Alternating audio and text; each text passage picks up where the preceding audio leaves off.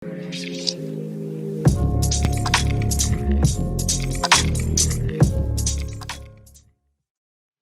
rekan-rekan pejuang CPNS 2021, ketemu lagi nih kita di channel aku.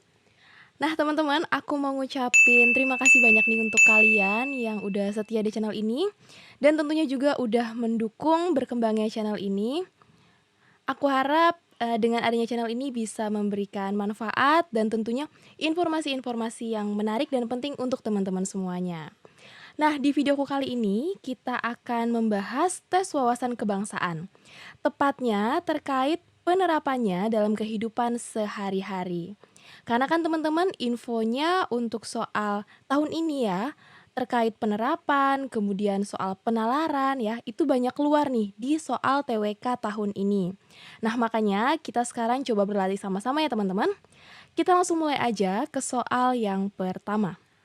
Nah teman-teman, untuk soal satu ini ada revisi sedikit ya teman-teman dari video yang pernah aku upload sebelumnya. Oke, kita baca aja soalnya ya. Sebagai bentuk pelaksanaan kehidupan beragama yang tertuang dalam Pancasila, terutama sila ke-1, ketuhanan yang Maha Esa, dan dalam rangka meningkatkan pelaksanaan kehidupan beragama dalam masyarakat, salah satu upaya yang dapat dilakukan adalah yang mana nih teman-teman? Di sini ada dua kata kunci ya. Sila ke-1, oke.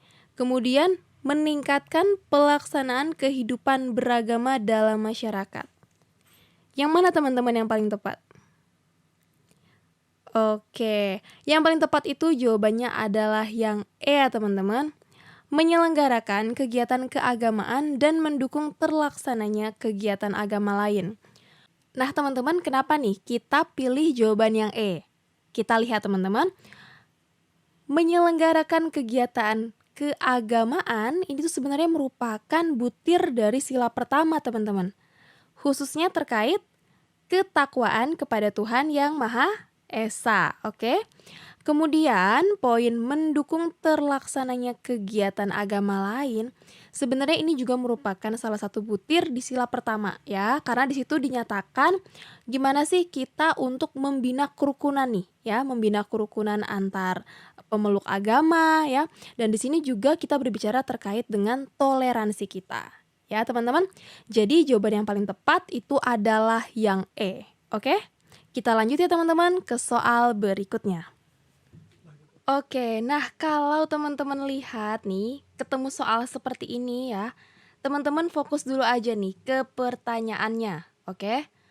Kepada warga negara, pemerintah mengatur dan memberikan hak-hak yang sama, dengan asumsi bahwa setiap warga mempunyai hak dan kedudukan yang sama. Hak-hak yang dimaksud adalah pernyataan pada nomor. Di sini dikatakan setiap warga mempunyai hak dan kedudukan yang sama, teman-teman. Kita lihat ya pernyataan yang pertama, hak menguasai hajat hidup orang banyak. Wah, apakah ini merupakan hak warga negara, teman-teman? Enggak ya, teman-teman.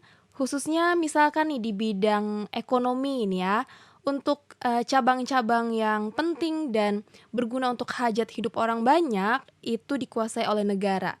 Teman-teman bisa cek di pasal 33 ayat 2, teman-teman. Berarti untuk pernyataan 1 ini kurang tepat ya, teman-teman. Kalau misalkan pertanyaan 1 kurang tepat, berarti di pilihan jawaban yang ada angka 1-nya otomatis salah, teman-teman ya. Berarti pilihan A dan B ini kita coret, teman-teman. Kita lihat yang pilihan pernyataan kedua. Hak dan kewajiban melakukan pembelaan negara. Ya, benar ya teman-teman? Ini ada di pasal 27 ayat 3 ya. Kita lanjut untuk yang pilihan ketiga ya. Hak menggantikan budaya daerah tertentu. Wah, emang ada nih teman-teman hak warga negara untuk menggantikan budaya daerah tertentu? Nggak ada ya teman-teman. Jadi pilihan 3 ini salah. Oke, berarti kita lihat ke pilihan jawaban yang ada angka 3-nya nih otomatis salah teman-teman. Berarti yang C dan E ini salah ya teman-teman. Berarti sisa jawaban D teman-teman. 2, 4, 6 ya. Yang 2 tadi hak dan kewajiban melakukan pembelaan negara. Ya benar ya teman-teman. Kemudian yang keempat, hak atas pekerjaan dan penghidupan yang layak. Ya, ini juga merupakan salah satu hak asasi manusia, ya. Kemudian yang pilihan keenam, hak bebas menjalankan ibadah agama masing-masing. Oke? Berarti jawaban yang paling tepat itu adalah yang D, teman-teman. 2, 4, dan juga 6. Kita lanjut lagi ya ke soal yang ketiga. Dengan berbagai suku, agama, dan kebudayaan yang berbeda, kita sebaiknya hidup dengan rukun. Kerukunan antar umat beragama diwujudkan dalam sikap dan perbuatan yaitu. Yang mana teman-teman? Fokusnya di sini adalah kerukunan antar umat beragama ya.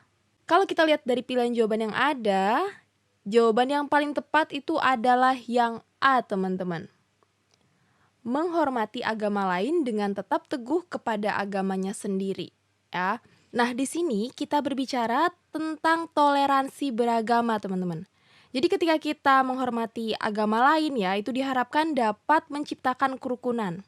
Tetapi dengan hal ini tidak berarti kita harus pindah nih ke agama lain, teman-teman ya. Kita juga harus tetap teguh kepada agama kita sendiri. Oke, kita lanjut lagi teman-teman ke soal yang keempat.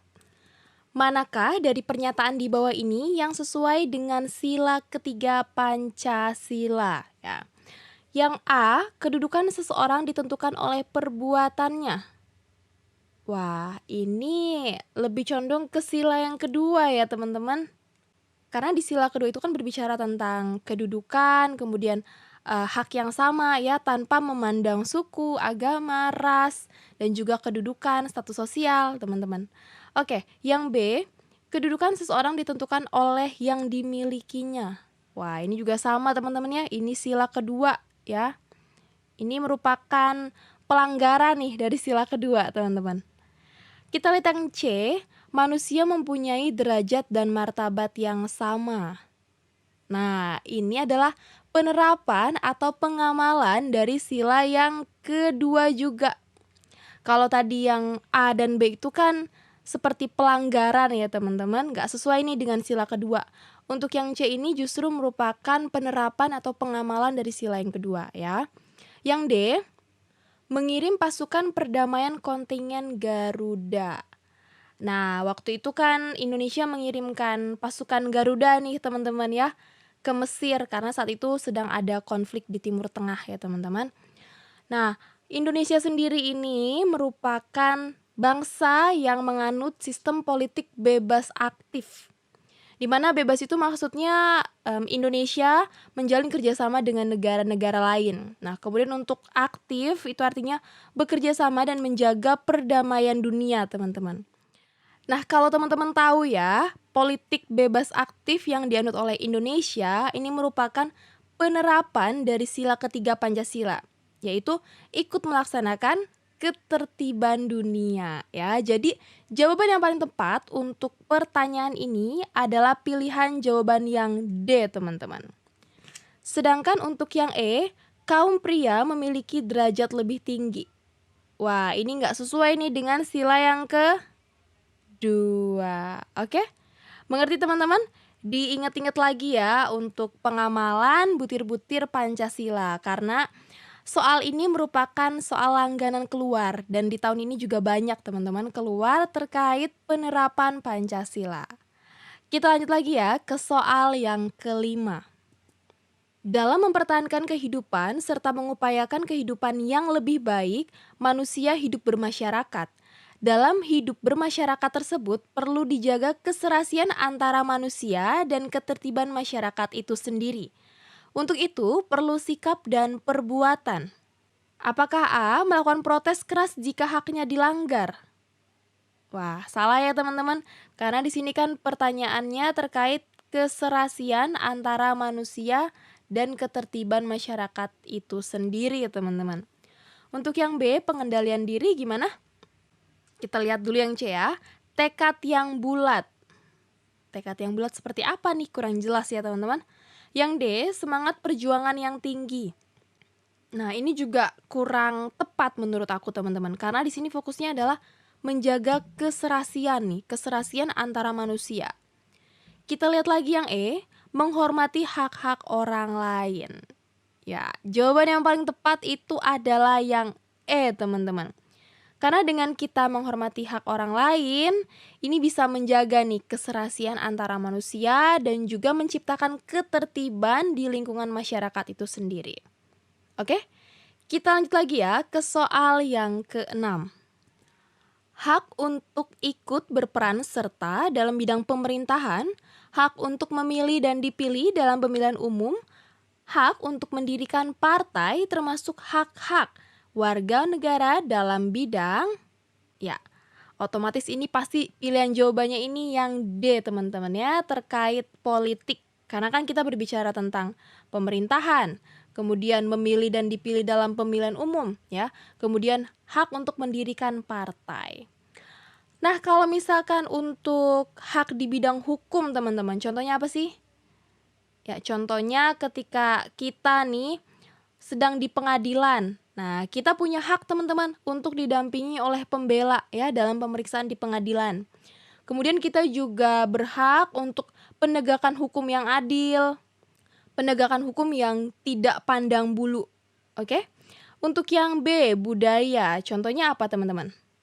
Ya, contohnya hak untuk melakukan upacara adat, kemudian hak untuk berbicara dalam bahasa daerah, ya. Untuk bidang sosial, contohnya ketika kita ingin berobat atau ketika kita ingin memperoleh pendidikan, ya, teman-teman. Untuk yang D tadi kita udah sampaikan ya sesuai soal, misalkan untuk mendirikan partai politik, kemudian untuk ikut serta dalam pemilihan umum, ya. Kemudian untuk yang E, ekonomi, contohnya apa, teman-teman? Ya, contohnya ketika kita ingin mendapatkan pekerjaan, ya. Mengerti, teman-teman? Kita bisa lanjut lagi ya ke soal nomor 7. Kurangnya disiplin nasional dalam kehidupan sehari-hari diperlihatkan dengan sikap A. Tidak patuh pada orang yang lebih tua. Apakah ini, teman-teman?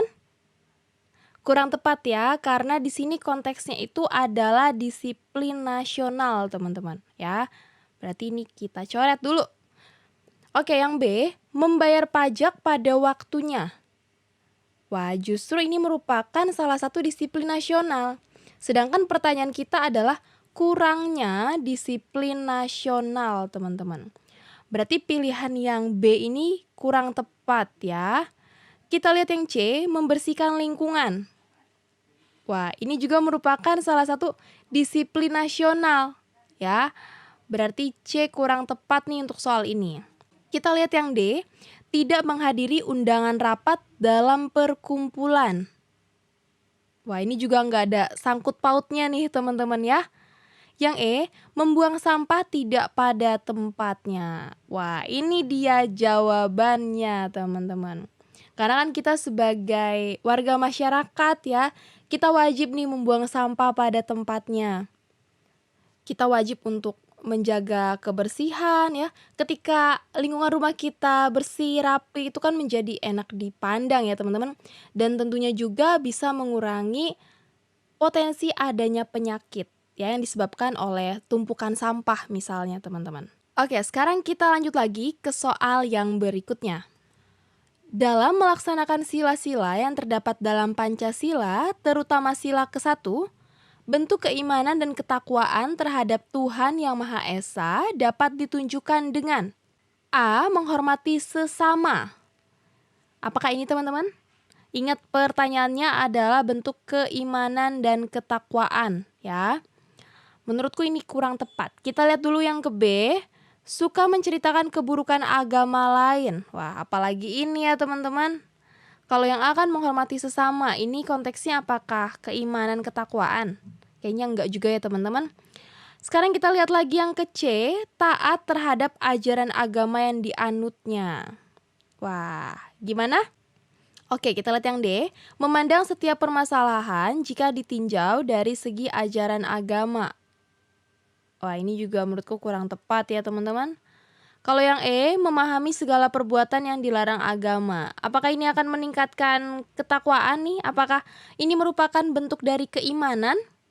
Kalau cuma memahami, apa gunanya ya, teman-teman? Karena kan kita juga butuh prakteknya secara langsung ya. Jadi jawaban E ini kurang tepat, teman-teman. Nah, jadi Setelah melihat dari pilihan jawaban yang ada, jawaban yang paling tepat itu ada di C ya teman-teman.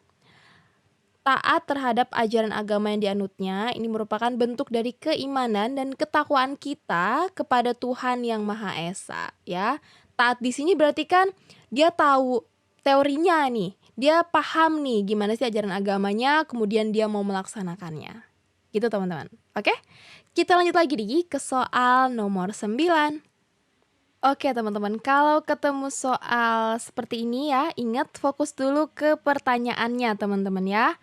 Perilaku yang menggambarkan suasana dapat menghargai perbedaan pendapat atau sikap terkandung dalam pernyataan nomor. Nah, teman-teman di sini ingat kata kuncinya adalah dapat menghargai perbedaan pendapat atau sikap ya. Kita lihat pilihan yang pertama, menaati peraturan yang berlaku. Nah, ini nggak ada sangkut pautnya nih teman-teman dengan menghargai perbedaan pendapat ya. Berarti jawaban nomor 1 ini kurang tepat. Nah, kita lihat ke pilihan jawaban yang ada angka satunya kita coret. Oke?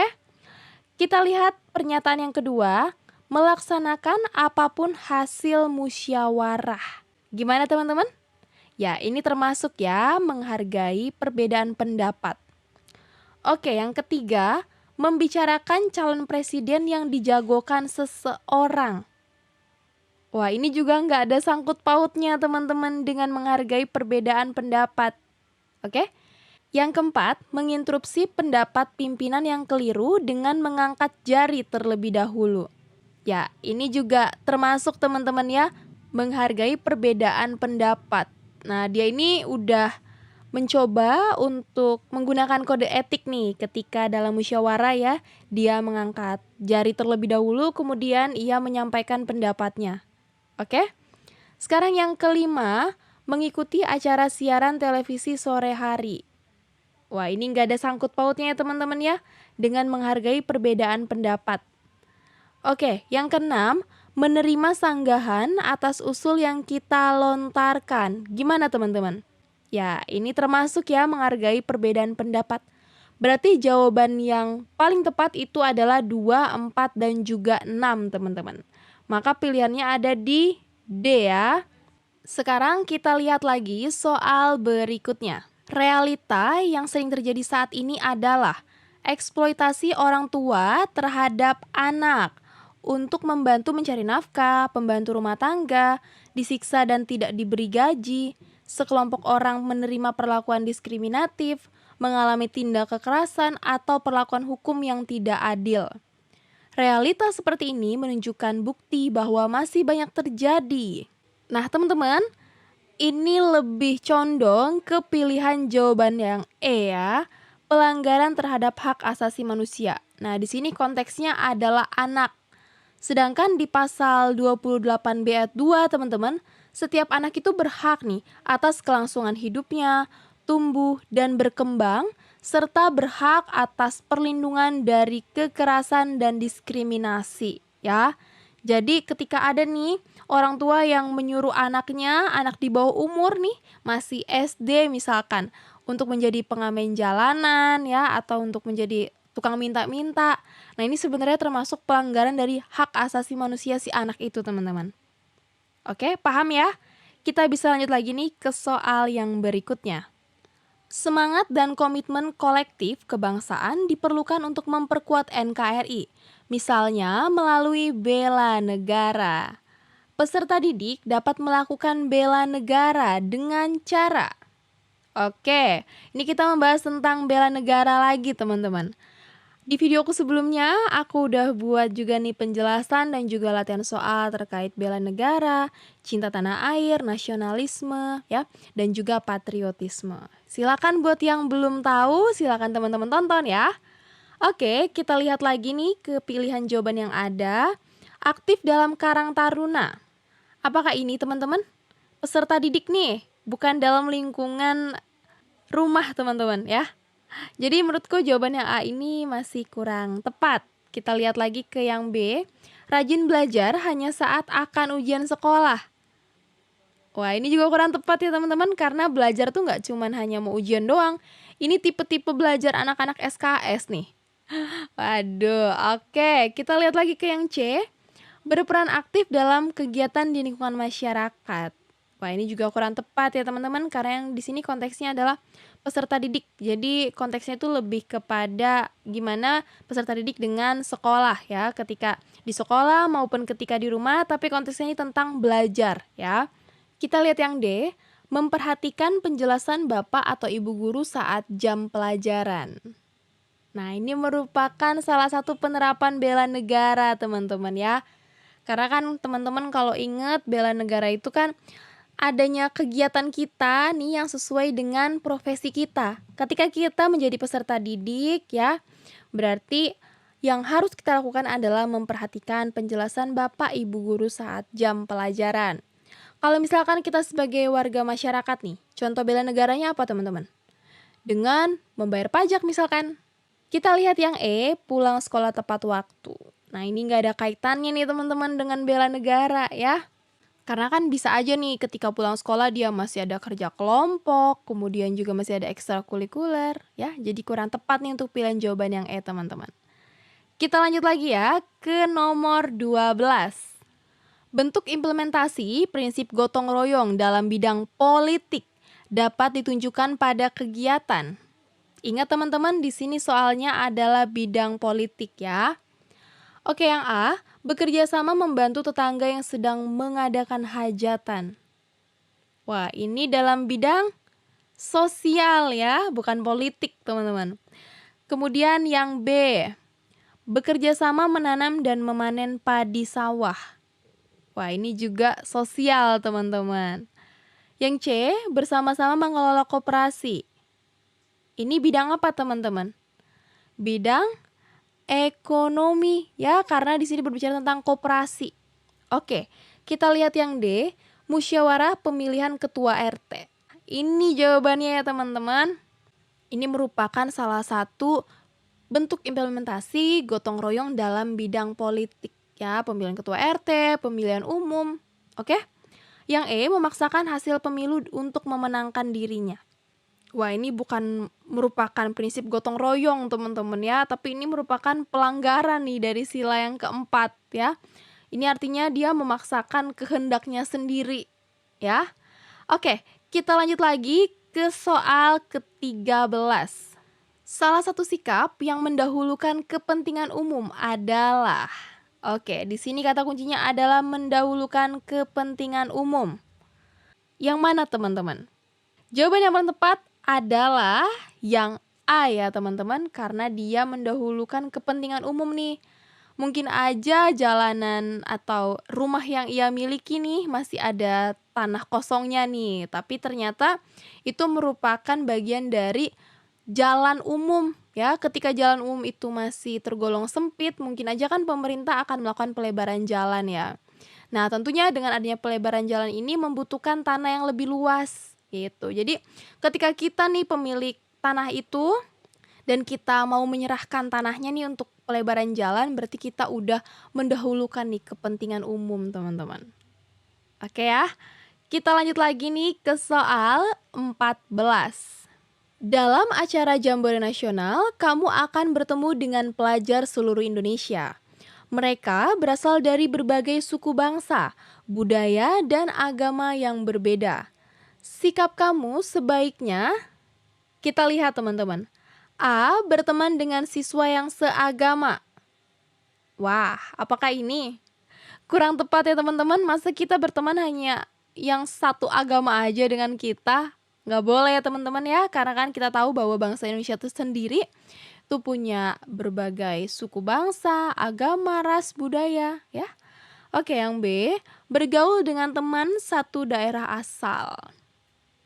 Wah, ini juga kurang tepat ya. Karena kalau kayak gini kan pergaulan kita jadi nggak luas ya teman-teman. Kita lihat yang C, berteman tanpa membeda-bedakan. Oke, ini adalah pilihan jawaban yang paling tepat ya. Karena kan kita harus menjaga kerukunan, kita juga harus toleransi ya teman-teman.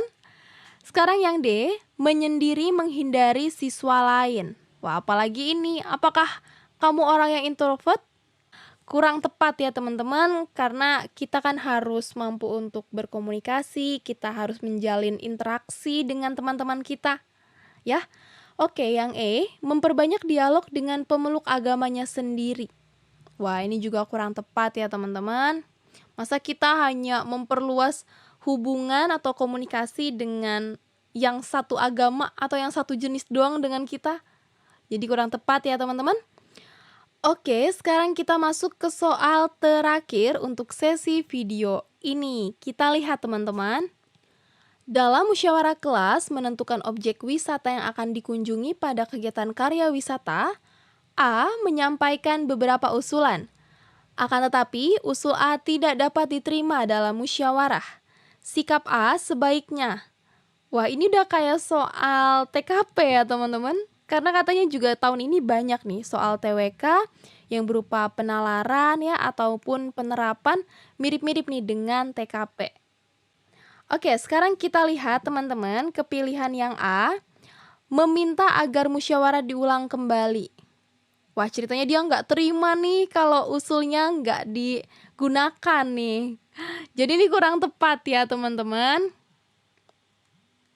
Oke, yang B, meninggalkan kelas sebagai wujud protes. Wah, apalagi ini teman-teman, ceritanya dia emosi nih, terus dia langsung ninggalin kelas nih. Oke, kita lihat yang C, menerima segala keputusan musyawarah. Nah, ini yang paling tepat ya teman-teman. Jadi kita nggak memaksakan nih usul kita harus diterima ya, karena keputusan musyawarah itu merupakan keputusan yang terbaik lah teman-teman ya, karena nggak hanya mendengar dari salah satu pihak aja teman-teman. Oke, berarti jawaban yang paling tepat adalah yang C ya. Yang D, meminta dilaksanakan voting. Wah, ini juga kurang tepat ya, karena kan udah ada hasil musyawarah nih, jadi ngapain lagi harus voting ya. Itu merupakan bentuk dari penolakan nih, penolakan si A karena kan usulnya nggak diterima, jadi dia nggak lapang dada nih teman-teman. Oke, kita lihat yang E, meminta ketua kelas untuk mendengarkan usulannya. Ya, tadi kan udah disampaikan juga usulannya, terus mau apa lagi gitu kan. Ini emang dia mau maksa banget nih biar usulannya diterima. Oke, yang E berarti kurang tepat ya. Maka untuk soal 15 ini jawaban yang paling tepat adalah yang C, teman-teman. Menerima segala keputusan musyawarah. Oke, kita masuk ke penutup nih, closing untuk videoku kali ini. Kita udah membahas 5 soal penerapan dalam kehidupan sehari-hari nih ya untuk tes wawasan kebangsaan. Aku harap teman-teman tadi ketika membahas bersama dengan aku ya, mungkin teman-teman sambil bisa kan tadi tuh menjawab versi teman-teman ya. Aku harap sama nih dengan yang aku sampaikan. Oke? Aku harap juga teman-teman buat yang belum SKD bisa lulus nih SKD di tahun ini ya, dan bisa menempati 1 kursi CPNS. Aku tunggu teman-teman kedatangan kalian, dan terima kasih untuk kalian yang sudah menonton video ini. Salam sukses!